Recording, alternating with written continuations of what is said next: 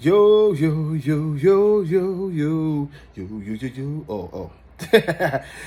Terrell, Hall of Fame, D-Line, TBKC, and all that sweet, beautiful, wonderful shit. Look, man, I know we always have different opinions about everything. You know, people like to come on the page, they like to argue with me and yell at me. And yes, I probably will wear sunglasses through most of these videos. Eyes, man, my eyes. I have good eyes, but for whatever reason, they sometimes just be sensitive as hell to light. So do what you do. Do what I got to do, you know. Plus, the glasses are very stylish.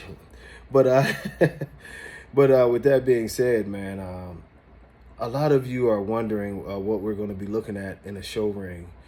And this is the thing that I can just tell you the goals of what we are looking for in the show ring, in the show dog. And I'll also tell you why we're looking for this. And I think the why should come before what we're looking for. And this is this. As most of you know, I'm a very experienced judge outside of being a breeder. I can judge pretty much any breed at this point in time. I'm feeling confident in that. I have judged a lot of different breeds now.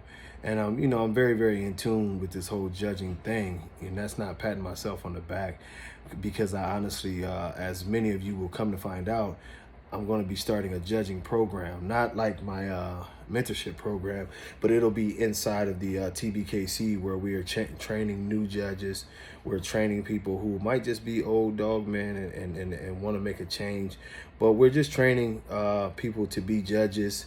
And once we feel like you've gotten to that point that you can do the job properly, we want to get fresh blood out there. We don't want to have the same jokers who've been picking the wrong dogs for the last decade or two still coming in and contaminating the community. And the main thing we are looking for in this breed is we want this breed to be identifiable.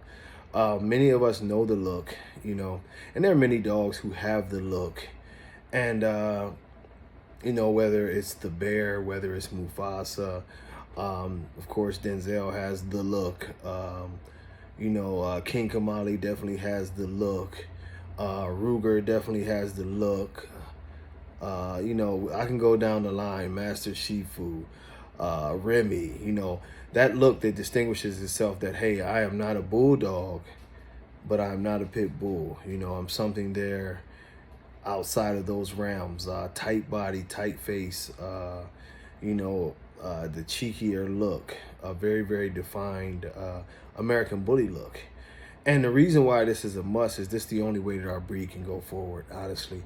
The biggest problem that I see right now, most of you would believe that it's confirmation, but it's actually not confirmation. For me as a judge, the biggest problem I see is having multiple variations of what's supposed to be the same breed in the ring at the same time. Now, I'm not talking about the standards. I'm talking about within the pocket class, you'll have multiple variations of the same dog, where one looks more English bulldog, one looks French bulldog, one looks like the traditional American bully, one is very, very fat, one is this, one is that. And it'll of course break down to me following the standard. But say for instance, out of all these variations, you know, in heads, that I get down to a point to where I've got very, very nice dogs here, and they have good conformation, but they have all of these different looks. And that's part of the standard too, and I know some of y'all are saying that. And this is why we have to correct this, and we have to let people know that your dog does have to have a certain look. It's because if it was in the world that we live in now, even if the judge is not a crook and the judge is trying to do the right thing, he's up against something that is almost astronomical, because how can he make a decision on these 3 different type of dogs and be fair? Basically, what he's going to in this point is strictly on his opinion of what he likes, because, and it's, you know, and the other 2 dogs that would lose if it came down to 3 dogs, they don't lose off of merit, they lose off of opinion. And ultimately with judging, it comes down to that anyway. But they never stood a chance, and that's the bad part. Now, say for instance, they all had a true American bully look, and the look that we were looking forward to, you know, push this breed forward. Then it comes down to the small nuances, and the judge has an opportunity to look at other things. you know, to start breaking it down, to look at eye shape, or, you know what I mean, to look at the toes. And y'all would probably laugh, but a dog can lose on his toes. The tighter, you know, very, very crisp paws is one thing. Some dogs have a more splayed paw. That could be the decision. And even though it's not, it wouldn't be a critical flaw that would make the dog be kicked out of the ring and he could win most other shows.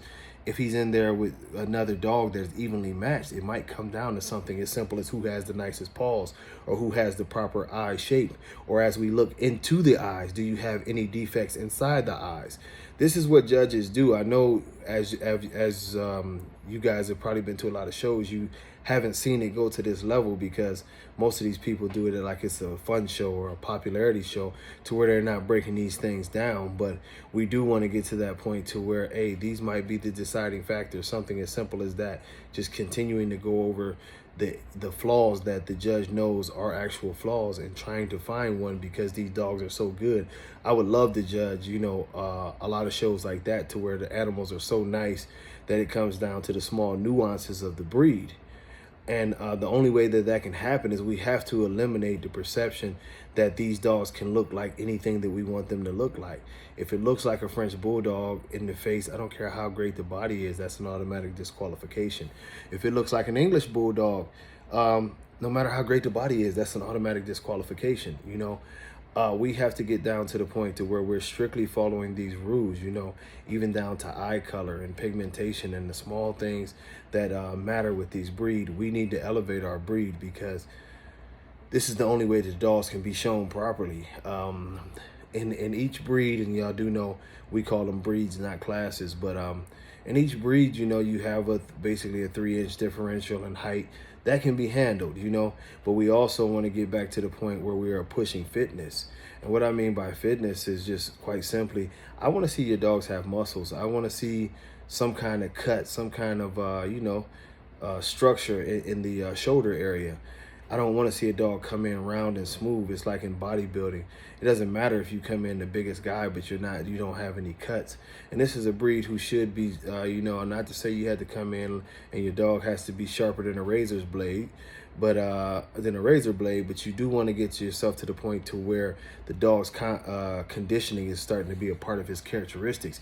When people draw a cartoon of your dog, are they drawing your dog as a smooth fat dog, or are they drawing your dog as a ripped up dog? You know, this is something that really needs to come into play a lot more.